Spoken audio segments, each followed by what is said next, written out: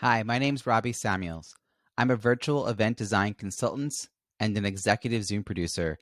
And each week I share a few videos on Facebook, LinkedIn, and YouTube about how to use Zoom better. Today, I want to focus on breakout rooms, in particular, how to set them up. And I don't mean technically, I mean how to ask the right kind of questions and how to make sure people understand what your instructions are. Have you ever been sent to a breakout room and when you get there, you're really clueless as to what the question is you're supposed to discuss?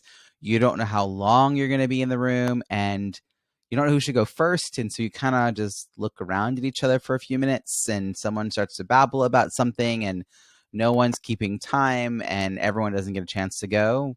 Yeah, let's find ways to minimize that happening. And one of the things is to choose the right kind of question to ask people when you send them into a breakout room. So I'll give you first an example of the kind of question not to ask and what happens when you ask that question.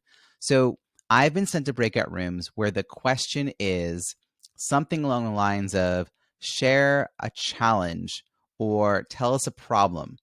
And as soon as the first person goes, and they're done, the next thing that instinctively happens is the rest of us try to problem solve. And depending on what questions they had or what problems or challenges they were facing, this could either be more like a hot seat, like a mastermind business hot seat, or maybe it's a little bit more sometimes like a therapy session.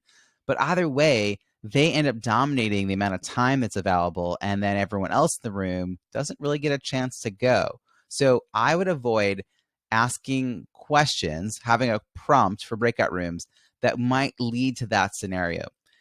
If you're trying to get people to share something about what they've done to overcome or the challenges they've faced, let's talk about that in a past tense kind of way. So the question could be, share a time you faced a challenge and how you overcame it.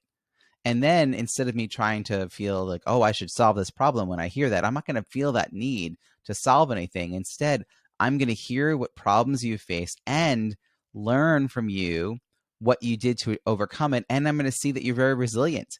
And then I'll be inspired to share my own story of resilience and learning. So just tweaking the question a little bit can help immensely.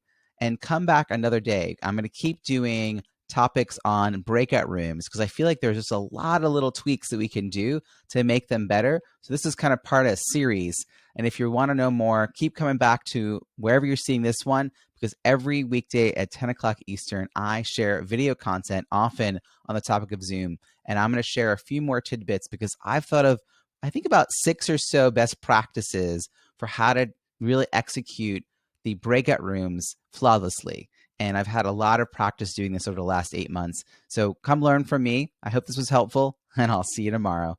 Thanks.